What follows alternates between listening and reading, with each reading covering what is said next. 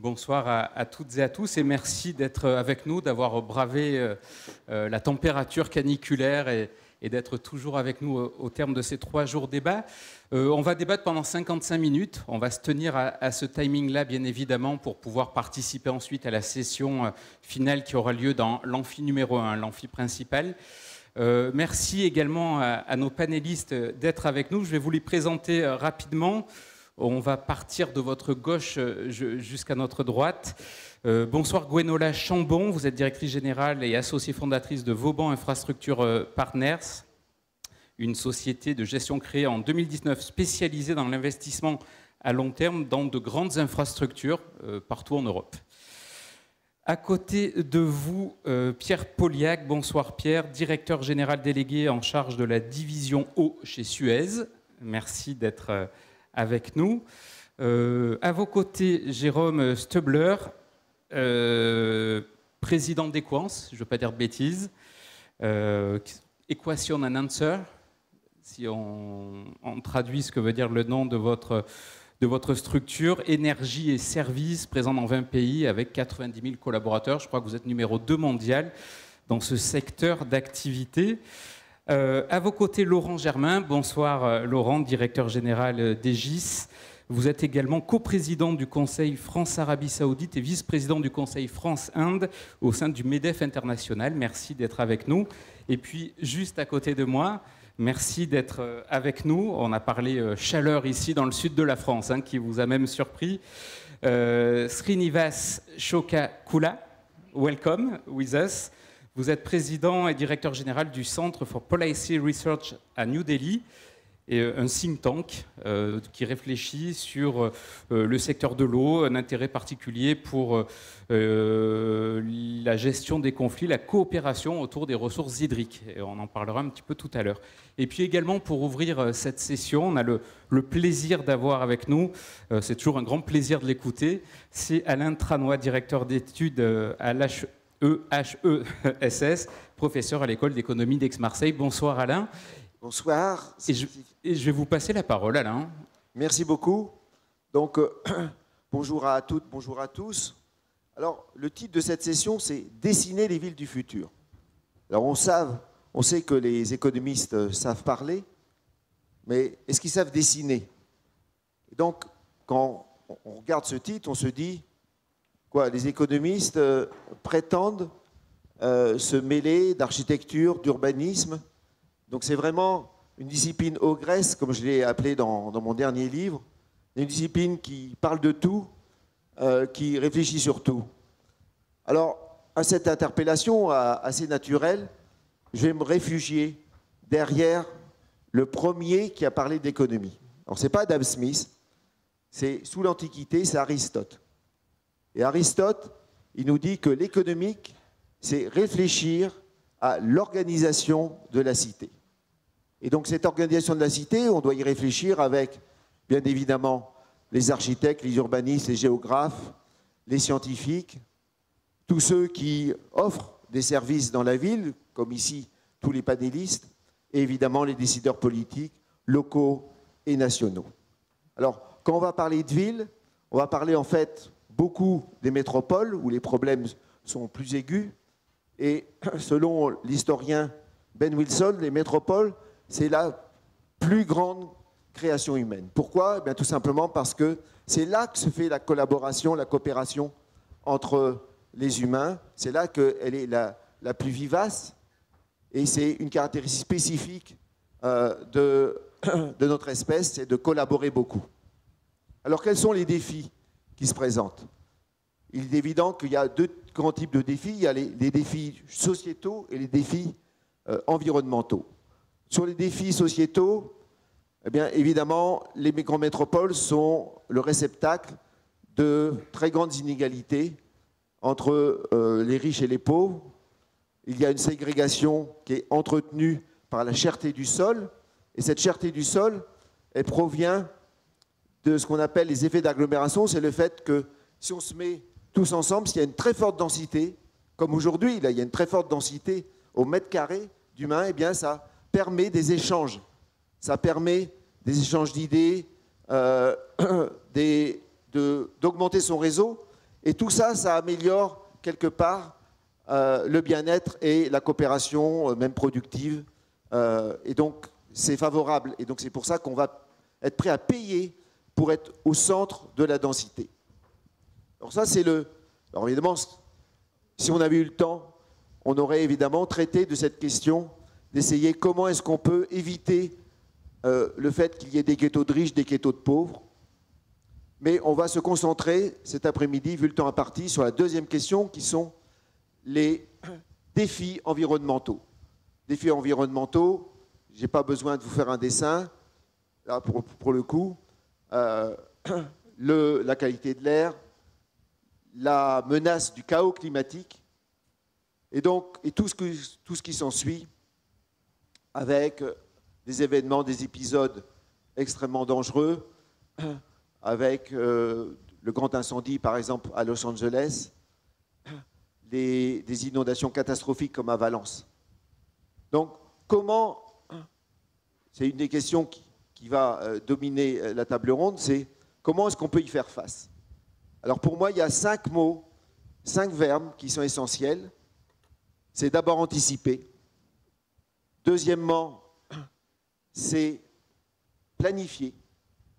Planifier des investissements. Le troisième verbe, c'est réglementer, réguler. Le quatrième verbe, c'est inciter. Et le cinquième verbe, c'est financer. Comment est-ce qu'on finance cette adaptation au changement climatique?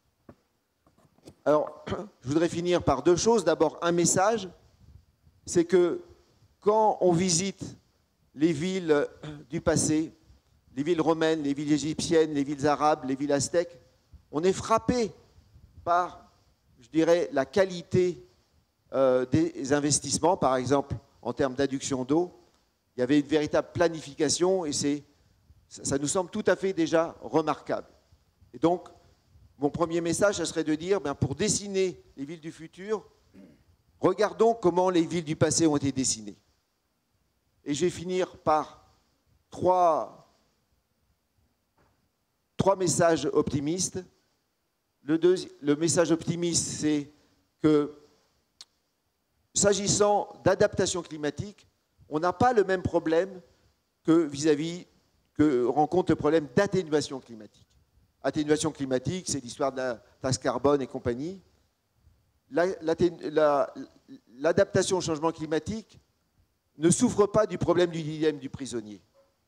Les bénéfices d'investissement pour s'adapter, par exemple ici à Aix-en-Provence, à l'adaptation climatique, ils sont essentiellement concentrés à Aix-en-Provence.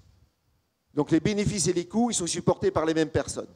Et donc ça, on peut penser que c'est une excellente nouvelle pour pouvoir résoudre ces problèmes d'adaptation climatique. Et puis, ces problèmes d'adaptation climatique, ils concernent bien évidemment les villes du Nord, mais ils concernent aussi les villes du Sud. Et les villes du Sud, elles ont été traditionnellement, elles ont en général des températures plus excessives que les nôtres. Donc il y a sans doute sans doute un vecteur formidable pour des échanges nord-sud, pour trouver des solutions, pour trouver ce qui marche. Et donc, je vais passer la parole maintenant aux interlocuteurs. J'ai dit que, évidemment, la puissance publique municipale avait un rôle central à jouer à travers les 5 verbes que j'ai cités. Mais évidemment, la question qu'on a envie de vous poser, c'est quel rôle pour l'initiative privée? Quelles sont les solutions que vous voyez pour, d'abord, arriver à mieux adapter les villes, et en particulier les grandes métropoles, au changement climatique? Merci. Merci Alain. Je vais me tourner directement vers Gwenola Chambon, qui est juste à vos côtés. Vous avez raison, Alain, de rappeler que les villes dans le passé, les villes grecques, les villes romaines, les villes aztèques étaient déjà beaucoup pensées. Une ville, ce sont des habitants, des logements, mais c'est aussi aujourd'hui des réseaux, des ouvrages, des flux qui sont nécessaires pour la faire fonctionner, des infrastructures, vous m'avez dit l'autre jour, au service d'une communauté. J'ai trouvé la formule jolie. Des infrastructures dont la gestion doit désormais être dynamique, puisque vous m'avez aussi expliqué qu'il fallait faire face à des évolutions permanentes dans tous les domaines. Comment on fait, selon vous, Gwenola, pour imaginer la ville de demain pour qu'elle puisse fonctionner en fait encore après-demain? Effectivement, nous sommes des investisseurs dans les infrastructures et je dirais qu'au niveau de la société de gestion, on a investi 10 milliards sur les 15 dernières années. Ça veut dire qu'avec le leverage, puisque moi j'ai investi en capital, avec le leverage, ça représente quasiment 40 milliards dans les infrastructures de CAPEX qui ont été financées par nos fonds.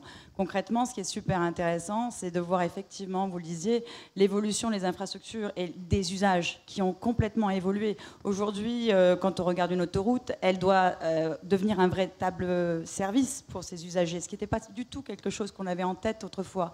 Quand on voit aujourd'hui des services digitaux qui doivent se greffer en fait, dans l'aménagement du territoire, à nouveau, on est dans la notion d'utilité et d'efficacité. Et les besoins évoluent à toute vitesse et beaucoup plus vite qu'autrefois. Donc ça veut dire que pour pouvoir coller à la réalité de nos communautés, parce que le principe de l'infra, c'est quand même d'y répondre, et dans les villes, on est quand même là-dessus, on est sur l'utilité d'une infrastructure, son efficacité, le fait qu'elle soit abordable et qu'elle soit pérenne. Et donc, le principe numéro 1, et vous le disiez, c'est effectivement la planification.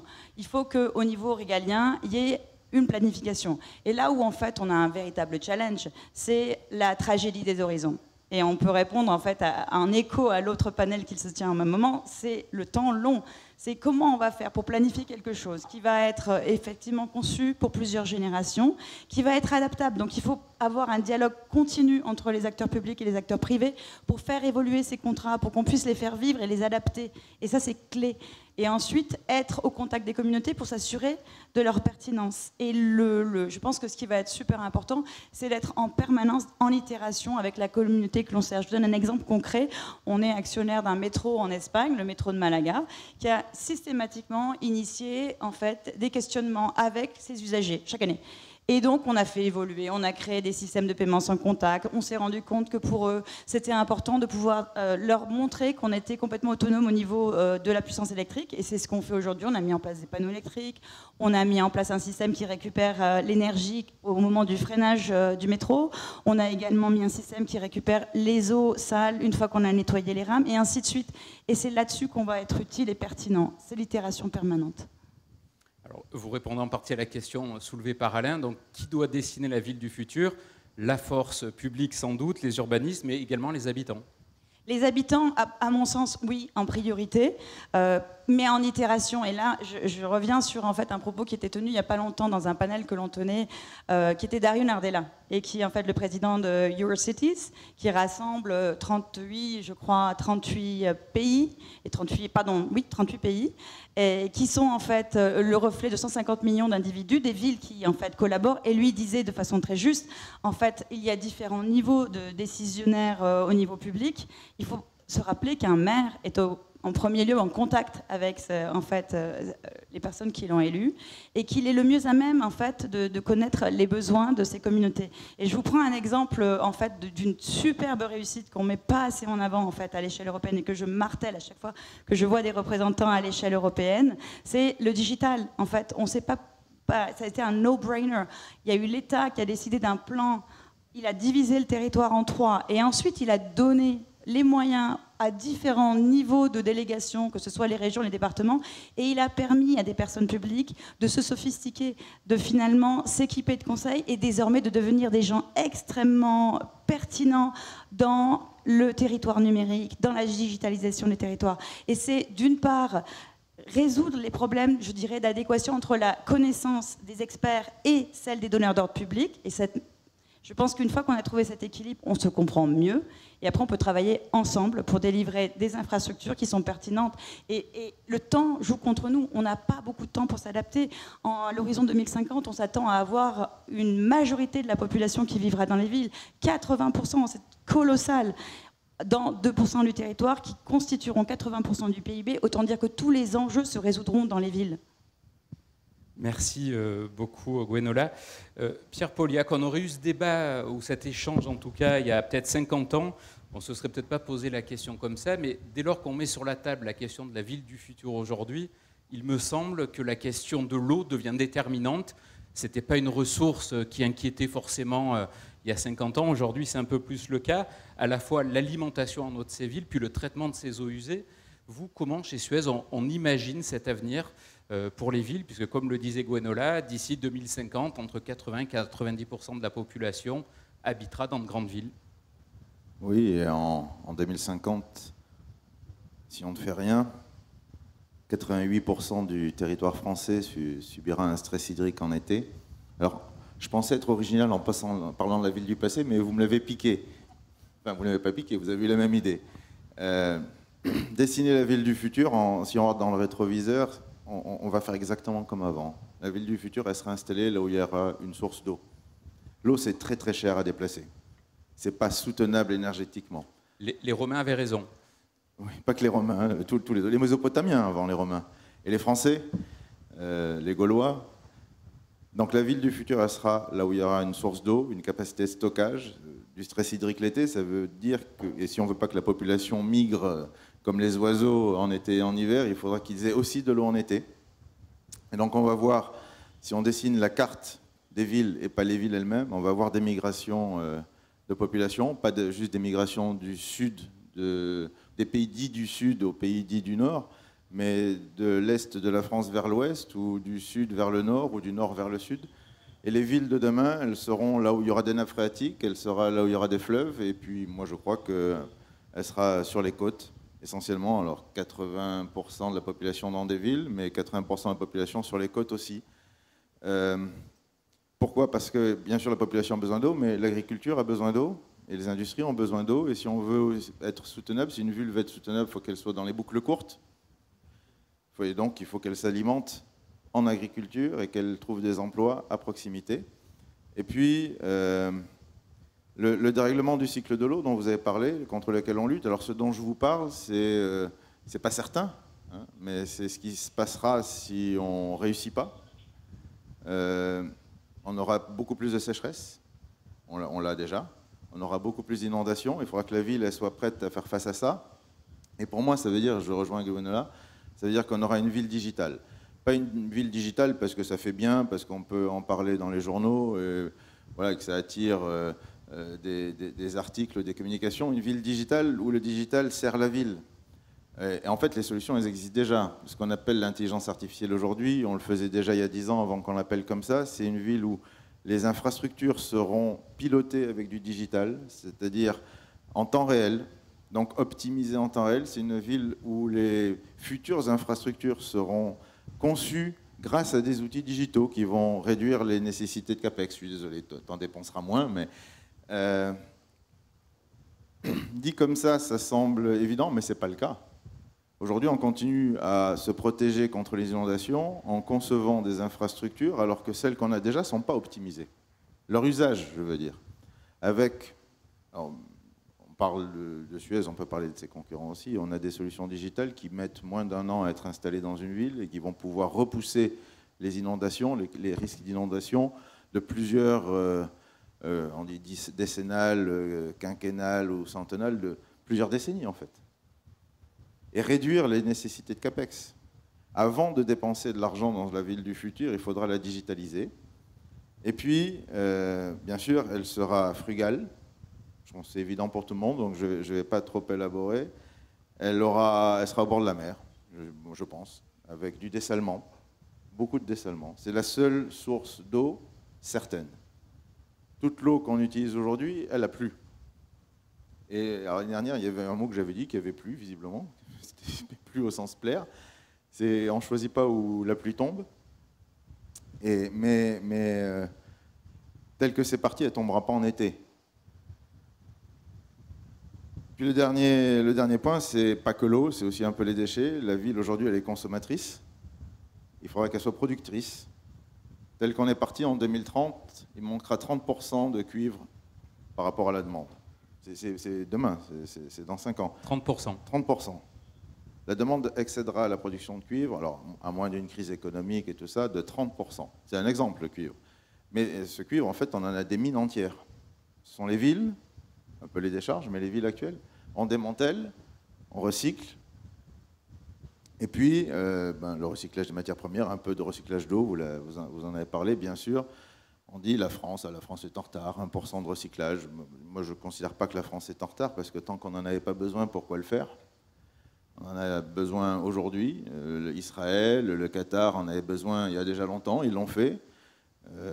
Mais oui, il faudra recycler l'eau, et puis il ne faudra pas la recycler comme on le fait aujourd'hui, pour arroser des golfs. Il ne faudra pas la recycler pour nettoyer les rues, il faudra la recycler pour la réinjecter dans les réseaux d'eau potable. C'est ce qu'on défend.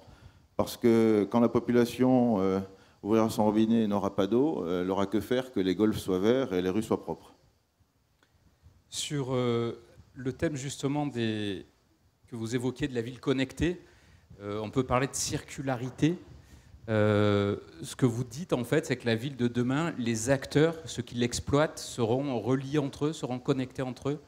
Les différents acteurs, opérateurs d'infrastructures, forces publiques, vous imaginez un avenir qui passe par des liens technologiques des synergies entre... On n'aura pas le choix. Parce que ce que l'IA apporte, je ne vous parle pas de ChatGPT. L'IA générative, c'est une IA qui peut faire la même chose que vous, mais beaucoup plus vite, ou beaucoup mieux. Moi, j'ai fait la carte d'anniversaire de ma femme, par exemple. Si j'aurais pu payer un dessinateur pour la faire, non, ChatGPT me l'a fait gratos. On ne lui dira pas. Au dessinateur, moi je lui dis. Parce qu'elle me demandait, mais qu'est-ce que tu fais sur ton téléphone? Elle en avait marre, et en fait je faisais ça. Non, je ne parle pas de cette IA générative qui fait la même chose que l'homme, mais plus vite. Je parle de l'IA qui fait ce que l'homme n'est pas capable de faire. C'est grâce à sa vitesse, l'optimisation en temps réel, et c'est grâce à sa puissance, c'est-à-dire des calculs qu'il nous prendrait 100 000 ans de faire, et dans 100 000 ans, bon, on en sera quand même à passer à autre chose. Et oui, c'est cette IA qui va démultiplier nos forces. Pardon, nos forces. L'énergie a démultiplié nos forces, l'énergie fossile dont il faut se passer. Comme le dit Jean-Marc Jancovici, on a tous, je ne sais pas, 200 esclaves à disposition. Ben, l'IA va nous en donner 200 de plus, peut-être 1000 de plus. Et sans ça, on ne surmontera pas les défis que l'on a. Et encore une fois, je pense que si j'étais un politicien local, quand je les vois, je leur dis, je ne ferai rien d'autre pour l'instant que digitaliser ma ville, parce que tant que je n'ai pas fait ça, je gaspille mon argent et mes ressources. Donc on va déjà retenir ce message important. Jérôme Stebler, juste à côté de vous, à la tête d'Equans, on le voit bien ces derniers jours, ces dernières semaines, hein, la météo a montré que le climat allait quand même bien vers un réchauffement généralisé, le réchauffement qu'on nous annonce d'ailleurs depuis des décennies. On est rentré dans le concret du sujet. Les villes du futur devront conjuguer avec cette contrainte, à la fois des températures élevées, mais dans le même temps, la mise en place de solutions pour les réduire, mais qui ne provoquent pas un effet en cascade d'augmenter encore plus le réchauffement. C'est une équation complexe, ça, non, à résoudre? C'est une équation complexe. Nous, on est constructeurs de la ville. Et on est constructeurs de la ville. C'est quoi construire la ville? C'est construire la ville pour l'étendre à cause de l'augmentation de la population, et c'est la reconstruction de la ville permanente sur elle-même. Déjà, pour répondre à une question que vous avez posée tout à l'heure, est-ce que c'est une aide partenariat public-privé? Ça fait 150 ans que la ville se construit en partenariat public-privé avec des concessions. Ça a été les concessions d'eau, ça a été les concessions des systèmes d'égouts, de récupération des eaux, ça a été les concessions énergétiques, électriques. Et donc, ce n'est pas une nouveauté le fait qu'il y ait un partenariat qui se fasse pour faire ces grandes vagues d'investissement. Il y a encore des vagues d'investissement. Alors la ville, elle va être une ville qui va se construire par les systèmes de transport. Je vous donne juste un exemple et je vais répondre à votre question. Vous prenez Paris. Paris 1900, c'est 2 millions d'habitants dans le périphérique actuel. Paris 1950, c'est 2 millions d'habitants dans le périphérique actuel. Paris 2025, c'est 2 millions d'habitants dans le périphérique actuel. La différence, c'est qu'en 1950, il y a eu 3 millions d'habitants en plus à l'extérieur du périphérique. Et en 2025, il y a 4 millions d'habitants en plus à l'extérieur. La densité ne change pas, la plaque augmente. C'est un problème de topologie. Le système de transport fait qu'on doit irriguer le système de transport pour décarboner le système de transport. Métro parisien, les premières lignes, le RER, le Grand Paris. Et on augmente la circularité, le transport. Et ça, c'est un premier axe de décarbonation de la ville, de moins d'émissions de gaz, et pas uniquement le CO2, dans la ville, pour que l'air soit respirable. C'est une condition nécessaire de survie de la ville moderne. Et pour l'énergie, en fait, il faut qu'on invente la ville hub énergétique. Vous allez dans n'importe quelle ville, il y a un PLU. un plan local d'urbanisme. Il faut qu'on invente le PLE, le plan local énergétique. Pourquoi? Parce qu'il y a un moment où il fait chaud, on a besoin de chaleur à un endroit, on a besoin de froid. Il faut qu'il y ait un échange énergétique, ça existe, ça c'est les réseaux de chaleur et les réseaux de froid, qui représentent une infime partie des besoins énergétiques.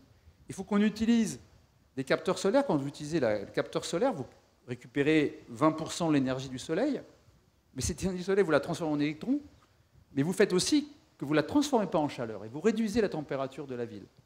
Et tout ça, c'est en fait un collectif de la ville. Et puis il y a un truc extraordinaire, c'est que là il fait chaud, mais l'hiver il fait froid. Alors à Aix c'est un peu moins vrai.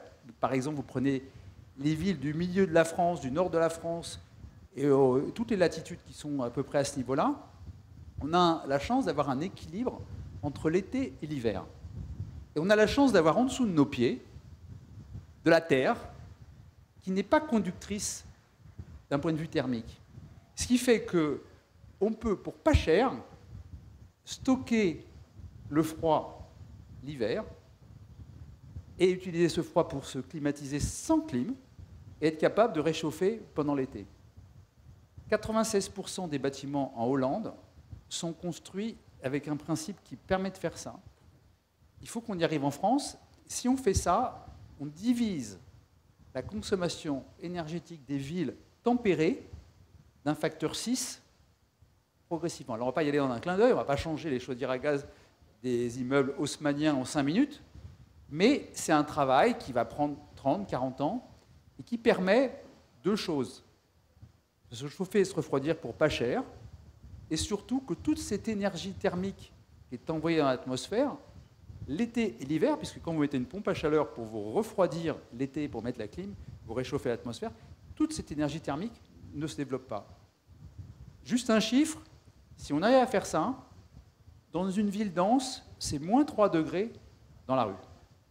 Moins 3 degrés si on met ces systèmes-là, au-delà du facteur 5 à 6 d'économie d'énergie. Donc c'est une urgence de faire ça, urgence au sens où il faut commencer à y aller, pour y aller sur les 30 prochaines années, parce que c'est un travail formidable. Évidemment, on peut le faire avec de l'argent privé pour accélérer le phénomène et faire en sorte qu'on puisse faire ça dans les 30 prochaines années. C'est une des solutions du hub énergétique. La ville digitale, elle se construit selon un seul paramètre, la gouvernance de la ville. Comme vous l'avez dit, il y a des villes qui y vont et des villes qui n'y vont pas. Il y a des villes qui ont fait le choix du digital, et je suis absolument d'accord avec Pierre, que c'est une pierre essentielle du début, parce qu'en fait, pourquoi on fait du digital dans la ville? Parce que quand on fait du digital dans la ville, on comprend le gaspillage énergétique. Et donc on va pouvoir contrôler, et on fait la chasse au gaspillage. Et par cette chasse au gaspillage, on fait des économies avec un retour sur investissement en quelques mois. Parce qu'en fait, par cette information, on va être capable de contrôler le gaspillage énergétique. C'est la première phase. Et ensuite, on va apporter quelque chose d'essentiel, c'est qu'on n'oublie pas que dans une ville, il y a un client qu'on appelle le citoyen. Et on apporte à ce citoyen des éléments essentiels. La sécurité, la citoyenneté, en vérifiant qu'on ne dépose pas ses poubelles à n'importe où, la capacité à faire évoluer la ville avec des pistes cyclables et contrôler ce qui se passe, et faire en sorte que les services de la ville soient au service des citoyens, connus comme quand on rentre dans un magasin, quand on rentre dans un système de transport, et que la ville soit habitée et vécue par un système digital qui informe sur les transports et les services.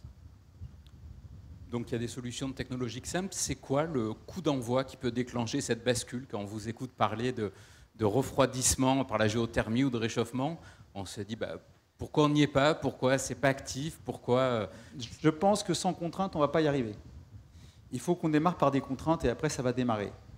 Les Hollandais, ils ont démarré par une contrainte il y a 15 ans, qu'ils ont eu un séisme. C'est pas connu en France. Il y a eu un séisme en Hollande et il y a un tuyau de gaz qui a pété. Et ça a failli être une catastrophe. Et ils se sont dit, avant le CO2, avant le problème du gaz russe, il faut qu'on sorte du gaz. Et ça a été l'électrochoc. Et donc, les Hollandais se sont dit, bon, ok, il y a de l'investissement, l'électricité est plus chère que le gaz, donc on va aider. Ils ont fait un système très simple. C'est-à-dire que lorsque vous construisez un immeuble, lorsque vous rénovez un immeuble, si le prix du gaz est de 50 € du mégawattheure, et que vous mettez un système énergétique qui a un coefficient énergétique, je ne vais pas rentrer dans les détails, d'un facteur 4 par exemple, c'est-à-dire que vous allez consommer 4 fois moins d'énergie électrique pour le faire avec des bonnes pompes à chaleur, prenez 50 €, ils les multiplient par 4 et ils disent, si vous êtes en dessous de 200 € du mégawattheure, ça ne vous coûte pas plus cher, donc allez-y. Si ça vous coûte 250 €, pendant les 10 premières années, on vous aide à financer ces 50 €. Et ça, c'est une incitation majeure qui fait que tout le monde y va, un peu par la conscience de la planète et parce qu'il y a un effort collectif pour y aller. Donc il faut un peu de contraintes et des aides. Voilà les solutions. Est-ce que l'épisode de canicule actuel peut être un déclencheur? Est-ce que ce n'est pas une contrainte naturelle? Non. Non. Les épisodes, l'homme oublie vite. Trop vite? Trop vite. Au mois de septembre et au mois d'octobre, il a oublié la canicule. Et il se rue dans les supermarchés pour acheter des clims le jour de la canicule et il achète des chauffages à la période de grand froid. Il n'y a pas d'anticipation de ce point de vue-là, donc ce n'est pas ça qui va faire réagir l'homme. Les inondations vont faire réagir le citoyen. Ce qui va faire réagir, c'est une pensée politique construite de la ville. La ville, c'est construite par des réseaux, par des systèmes électriques, par des systèmes d'assainissement qui nécessitent des investissements d'infrastructures qui sont pensés sur des durées de 30 ans, 40 ans, 50 ans. Donc il faut penser la ville. On a tout pour penser la ville, il faut la décider. Et il y a des villes qui le font. Il y a des villes qui y vont et qui pensent ces systèmes énergétiques et qui avancent. Donc on a une chance, c'est que par rapport à une gouvernance européenne dont on a parlé tout à l'heure qui est un peu compliquée, à une gouvernance nationale qui est plus simple mais qui est encore compliquée, la gouvernance au niveau d'une ville, elle est gérable. Parce que c'est un petit nombre de décideurs qui sont proches du citoyen et qui connaissent le détail de leur ville. Donc moi je suis assez optimiste, ça va le faire. Merci. Laurent Germain, directeur général d'Egis, en écho à ce que vient de nous dire Jérôme justement sur cette question, vous partagez l'analyse sur la photographie de ce que sera cette ville de demain? Alors, d'abord, dessiner les villes du futur, je trouve que l'énoncé est un peu paradoxal, parce que finalement, il n'y a rien à dessiner. Il y a deux critères qui, en fait, nous disent ce que la ville va être demain, qui sont la démographie et le climat. D'abord, la démographie. Il y a 2,5 milliards d'habitants qui habiteront dans des villes de plus en 2050 par rapport à aujourd'hui. C'est un défi absolument considérable. Ça fait 10 fois la population à peu près des États-Unis, c'est ça? Ouais. Absolument. Donc il y a une augmentation absolument faramineuse du nombre d'humains qui vont vivre dans les villes. En 2030, les métropoles les plus peuplées seront indiennes et du golfe du Bengale. Ce sera Bombay, Delhi, Dhaka. En 2100, les villes les plus peuplées feront plus de 70 millions d'habitants. Aujourd'hui, les villes les plus peuplées font 25 millions d'habitants. En 2100, elles feront 70 millions d'habitants et ce seront Kinshasa, Dar es Salaam et Lagos. Donc on est dans un changement de paradigme total, puisque les villes du futur, elles seront majoritairement dans des pays pauvres. Alors qu'aujourd'hui, les plus grosses métropoles sont dans des pays riches. Et donc je rebondis évidemment sur l'introduction de M. Tranois, parce qu'il y a une vraie différence à faire entre les villes du Nord et les villes du Sud, s'agissant des villes futures. Et la deuxième, évidemment, donnée, c'est la donnée climatique, avec, s'agissant de la problématique des villes côtières, quand même une donnée fondamentale qui est que dans les scénarios aujourd'hui les plus conservateurs, le niveau de la mer va augmenter d'1 mètre globalement, 3 mètres en Afrique de l'Ouest, 4 mètres en Asie du Sud-Est. Ça veut dire qu'il y a un certain nombre de villes côtières qui vont purement et simplement disparaître. Et donc je ne pense pas que l'intégralité des villes entre guillemets du futur seront des villes côtières. Je ne crois pas. Alors quelles sont les solutions ? Il y a une solution qu'on n'a pas du tout évoquée, qui est la ville nouvelle, qui est de construire des villes, je dirais, nouvelles. Alors, ce n'est pas une solution qui arrive, je dirais, facilement. Pourquoi? Parce que les expériences de villes nouvelles n'ont pas été couronnées de succès. Aujourd'hui, face à des villes qui ne sont plus soutenables, Jakarta, Le Caire, on essaye de construire des villes nouvelles, Nusantara en Indonésie, une nouvelle Caire, je dirais, près du Caire à 40 km. Or, des années après que ces projets aient été lancés, finalement, il y a très peu de populations qui migrent vers ces villes nouvelles. Donc c'est à la fois une solution qui permettrait quand même de partir avec des principes nouveaux, adaptés, je dirais, aux risques climatiques et aux nouveaux enjeux. Malheureusement, les populations, on a du mal à les convaincre, je dirais, de migrer. Deuxième solution, c'est l'adaptation. Et là, aujourd'hui, comme on a ces données, on sait ce que seront les villes, on sait ce que vont devenir les villes, il est urgent de prendre les décisions d'adaptation. Un parti pris, moi, qui m'est très cher, c'est la verticalité. Et dans les pays, je dirais, industrialisés, et en particulier en Europe, on est très en retard. L'Europe a 5% des immeubles de grande hauteur. Si on veut arrêter l'artificialisation des sols, si on veut s'adapter à la problématique climatique, je dirais, en Europe, il faut construire davantage vertical, il faut construire la ville sur la ville. Je sais que c'est très controversé, et en particulier en France, parce que les métropoles, je dirais, ne sont pas très favorables à la ville avec des immeubles de grande hauteur. Mais ça permet l'accès à des services dans des populations vieillissantes de façon beaucoup plus pratique et rapide. Ça permet aussi à recréer du lien social. Ça permet naturellement de diminuer les émissions à l'intérieur de la ville. Donc voilà, il y a une différence très forte à faire entre le nord et le sud. Et aujourd'hui, à la fois, la situation est connue, les solutions techniques sont connues. Nous, on fait énormément de diagnostics de risques climatiques pour pouvoir définir avec les villes des solutions d'adaptation. C'est ce que nous faisons par exemple avec la ville de Montpellier. On l'a fait d'abord sur la base d'un quartier, on a identifié quelles étaient les zones de vulnérabilité de ce quartier et on a décidé des mesures d'adaptation qui sont des mesures de renforcement des infrastructures techniques, qui sont des mesures de verdissement, de végétalisation de certains quartiers, etc., etc. Mais si on ne se lance pas aujourd'hui, dès aujourd'hui dans l'adaptation, plus tard ça risque d'être trop tard. Est-ce qu'il y a des leçons à tirer, justement, des exemples? Vous parliez des villes nouvelles, mais par exemple des écoquartiers ou des villes qui ont déjà amorcé des transitions. Est-ce qu'on doit s'inspirer d'expériences déjà menées, justement? Bien sûr, à la fois d'expériences locales limitées dans des écoquartiers, entre guillemets, qui ont montré qu'on était en capacité de faire diminuer, je dirais, les îlots de chaleur, mais aussi des progrès de plus grande ampleur. Par exemple, nous, on est project manager de la végétalisation de la ville de Riyad. La ville de Riyad, il y avait 1% de la surface de la ville qui était végétalisée. Aujourd'hui, via la plantation de 7 millions d'arbres, on va passer de, je dirais, 1% à 9% de la ville qui est végétalisée, ce qui va avoir une conséquence directe, je dirais, sur le caractère vivable de cette ville, alors même que le montant de sa population va doubler. Merci beaucoup, Laurent, pour votre analyse. Srinivas, vous venez de New Delhi. Vous avez quelle vision sur ce que doit être la ville de demain? Vous venez de notre continent avec un regard sans doute un peu différent. Vous avez beaucoup étudié ces questions autour des conflits. Vous l'imaginez comment, vous, depuis New Delhi, cette ville mondiale de demain? Tout d'abord, c'est ma première visite à Aix-en-Provence. Et ce qui me surprend, c'est que je voudrais clarifier quelque chose tout de suite.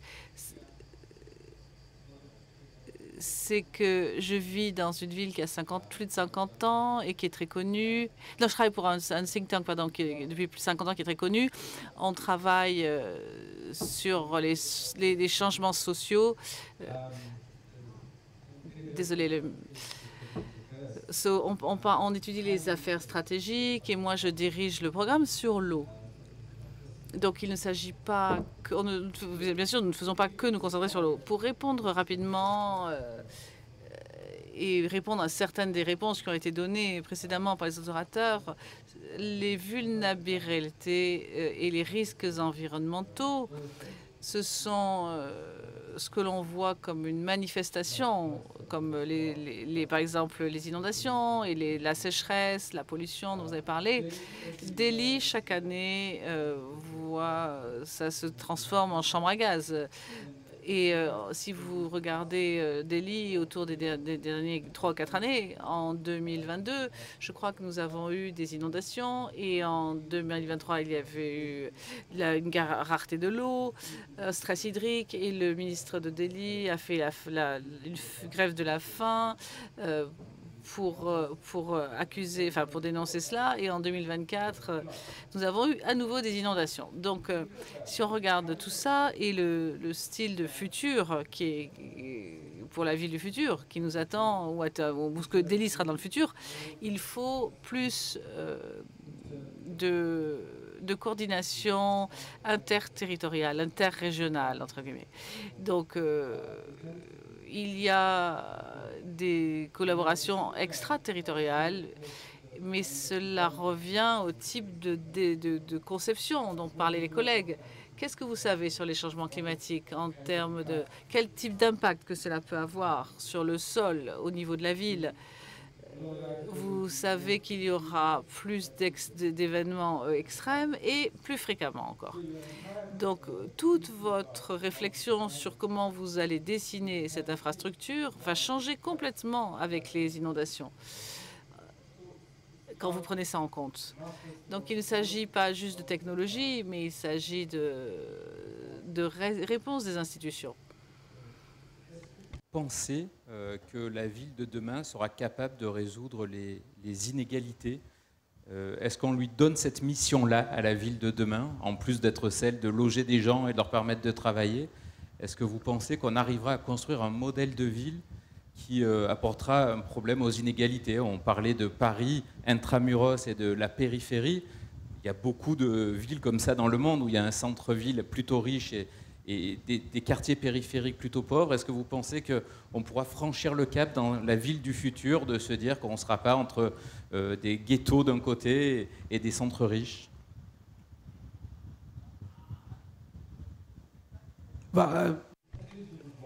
On voudrait que ça soit plus équitable, bien sûr. Comment on veut s'y prendre, ça, c'est différent. L'un des changements qu'il va falloir gérer, c'est l'intelligence artificielle, bien sûr. Cela va être transformateur et l'une chose que je vois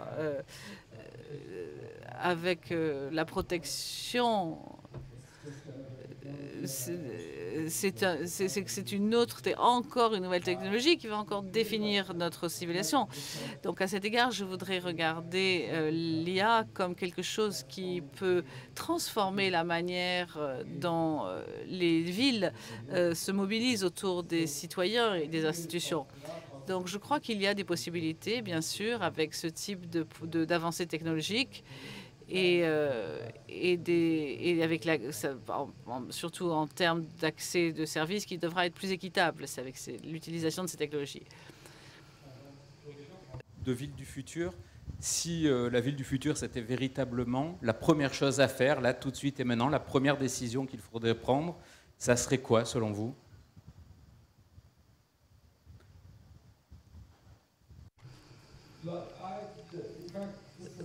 Moi, je pense que c'est sorti dans les réponses des collègues, la réponse à cette question. On voudrait imaginer que la ville, les institutions de la ville se repositionnent par rapport aux forces de marché et les acteurs comme dans le secteur. Comment les institutions de la ville peuvent canaliser les forces du marché pour améliorer les villes, ça c'est très important. Et un des collègues a dit que la planification urbaine, c'est un processus très important. Et ce processus, ça va rentrer en jeu pour décider évidemment la ville du futur, bien sûr. Question. On ne regarde pas dans 50 ans, on regarde là, tout de suite, ce soir, en partant d'Aix-en-Provence, on prend une décision majeure pour changer la ville. C'est quoi la première décision? Elle est plus connectée, ça a été suggéré tout à l'heure. Donc si je devais décider une nouvelle ville from scratch, c'est ça la question? Oui, exactement, feuille blanche. Feuille blanche, la question, le sujet qu'on a tous, c'est qu'en fait, pour pouvoir réaliser déjà, rien que pour soutenir nos économies, si on réfléchit à l'horizon des 30 ans à venir, on aurait besoin d'une planète, 6, pour pouvoir déjà continuer à exister comme on existe aujourd'hui. Donc je la concevrais de façon, on va dire, éco-responsable pour qu'elle puisse être réalisée à partir de matériaux que j'utilise, qui existent déjà dans des bâtiments existants. Donc quelque chose qui puisse être complètement recyclable. Je pense que c'est la numéro 1. Et le deuxième, c'est l'inclusivité, parce que je pense que sinon, elle n'a pas d'avenir. Donc on construit avec des produits recyclables et en prévoyant qu'ils soient recyclés derrière. Pierre Poliac, vous, une décision? Juste pour être sûr, une ville nouvelle ou une ville qui existe? Une ville qui existe, j'ai répondu. Je mets du digital partout. Ouais. Une ville nouvelle, moi je la mettrais à l'embouchure d'un fleuve. Déjà, ça serait ma première décision. Pas sur la plage, Laurent, hein, pas sur la plage. On peut la mettre un tout petit peu plus loin. Jérôme, La ville de... Qu'est-ce que je ferais pour une ville dont je rêve? Je pense qu'effectivement, c'est une ville extrêmement frugale. Je pense qu'on est capable de faire une ville frugale en énergie, frugale en eau, qui est capable de recycler son chaud et son froid, comme j'ai dit tout à l'heure, de recycler son eau. On ne recycle pas l'eau comme on le devrait en France, on le fait dans d'autres pays parce qu'on en est contraint par le stress hydrique. Donc on est capable de faire une ville qui est extrêmement frugale dans ses consommations.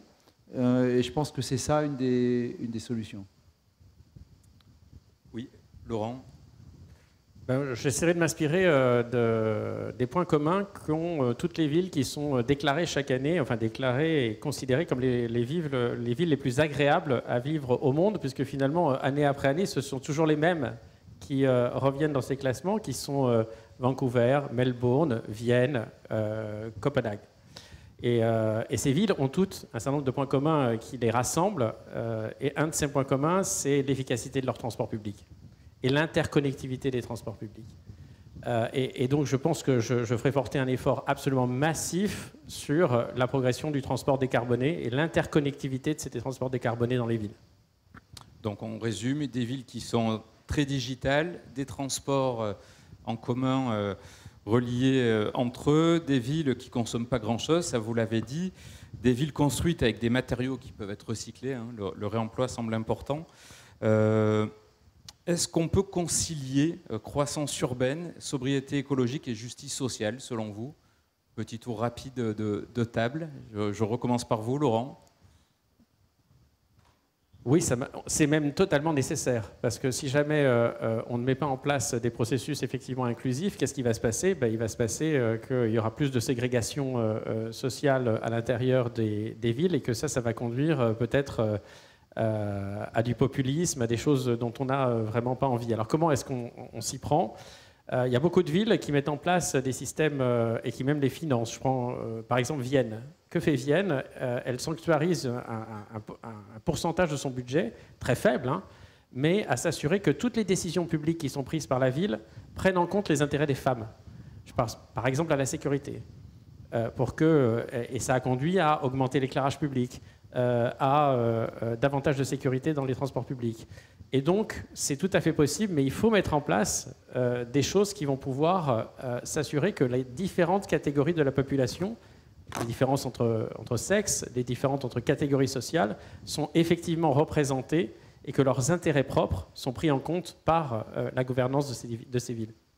Donc ça, il faut l'avoir en tête. Vous êtes d'accord sur cette question-là, tous? Oui, ça fait unanimité, Gwenola, ou vous, Jérôme? Je suis d'accord parce que je pense que la réponse est dans la question. La ville, c'est vivre ensemble.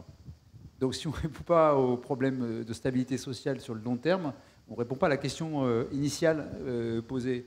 Donc bien sûr, il y a des moments où c'est difficile, mais c'est ça l'objectif, et donc la ville doit se construire comme cela. Alors il y a une ville qui est particulière et qu'on peut critiquer par certains aspects, mais qui le fait, c'est Singapour.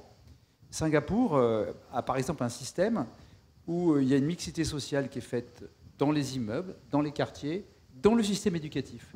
C'est-à-dire que, je ne sais pas si vous savez cela, mais lorsqu'un professeur devient bon, il est noté par le système, par le résultat de ses élèves, il est envoyé dans les quartiers où les résultats sont les moins bons.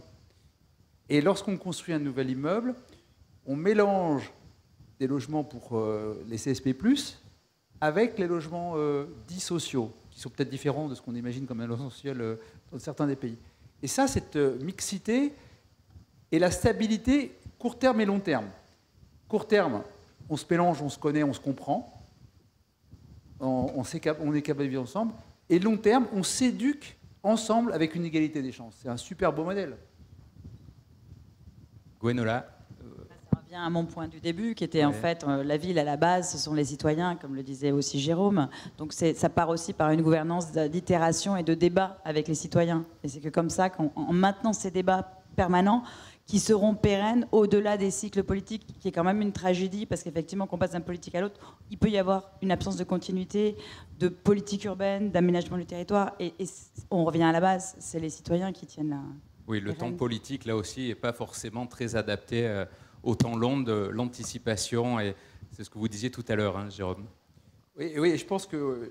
Moi, j'ai un message très optimiste. La ville réagit vite. Comme je disais tout à l'heure, la gouvernance est plus facile qu'à une autre échelle. Et je pense qu'une grande partie de ce qui va se faire en termes de réponse au changement climatique, réponse à la citoyenneté, va se faire par la ville. Et en plus, il y a un facteur d'exemple.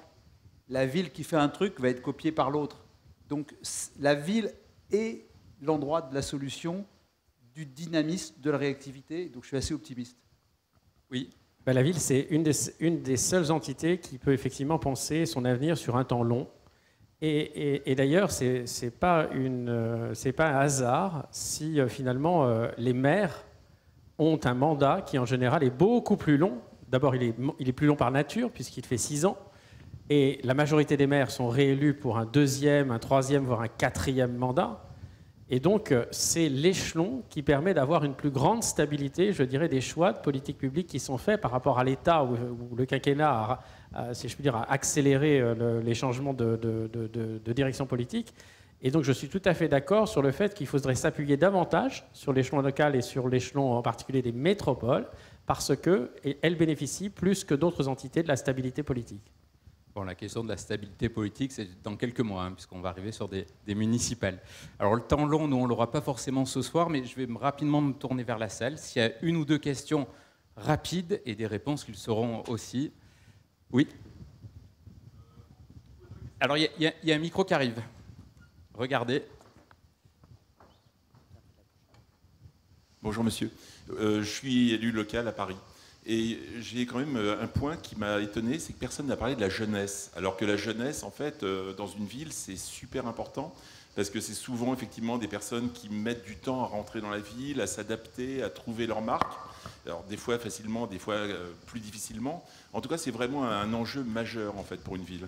Et je suis surpris, effectivement, que vous n'ayez pas parlé de jeunesse. Voilà. Moi, je veux bien en parler.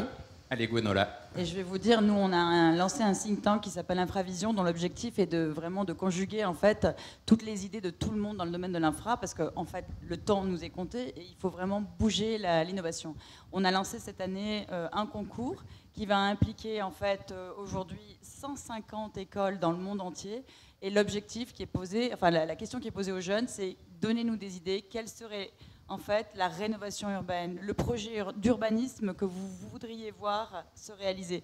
Et ce sont des écoles qui font de l'urbanisme, de l'architecture, de la politique. On est ouvert à tous. Et ça, l'idée, c'est vraiment de les mobiliser pour justement avoir le point de vue des jeunes. Et vous avez raison, c'est clé. Ce sera eux qui vivront dans ces villes.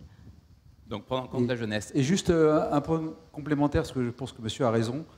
Les jeunes vivent la ville différemment. Ils habitent la ville beaucoup plus que nous avons habité la ville. Ils vivent beaucoup plus dans la rue, dans les bars. Ils utilisent les modularités des systèmes de transport, alors qu'on a été éduqués en se disant dès qu'on gagne un peu de sous, on va avoir une voiture. Ils ne veulent pas de voiture. Et donc, ils vivent la ville différemment. Et ils sont citoyens de la ville beaucoup plus que nous avons été. On était dans notre immeuble, ils sont citoyens de la ville. Et c'est pour ça qu'il faut apporter des services complémentaires, parce qu'ils aiment vivre la ville. Pour eux, c'est un lieu d'échange, de rencontre, c'est un lieu de vie, beaucoup plus que ce que nous avons connu il y a 30 ans. Donc ça nous oblige à la repenser. Une question rapide? Oui, monsieur, le micro arrive. Alors, question rapide et réponse rapide. Et après, je donnerai la parole. Alors, bonjour à tous. Disons que, on a parlé sûrement d'écologie, de ville, etc.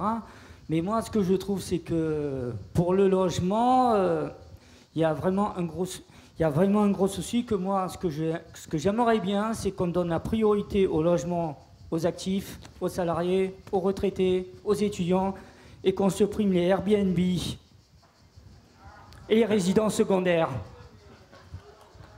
Merci. Plus de mixité et moins de logements touristiques. On a noté l'analyse. Alain, vous qui avez... Je ne vais pas rentrer dans ce débat, simplement donner un éclairage. topologique, si vous me permettez, c'est-à-dire que vous prenez l'Autriche. L'Autriche, il y a une limitation dans le nombre de résidences secondaires.